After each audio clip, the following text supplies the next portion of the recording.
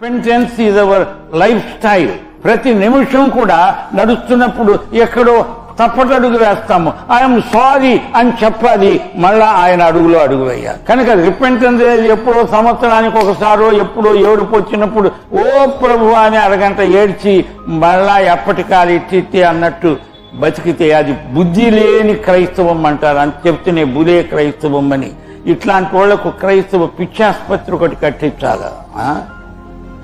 ఏమండి నీ మారు మనస్సు పొంది 5 సంవత్సరాలు అంటే ఈ మధ్య ఎప్పుడు పొందలేదా అంటే లేదంటే నీ మారు మనస్సు ఎగిరిపోయింది గాలికి అని చెప్పారు.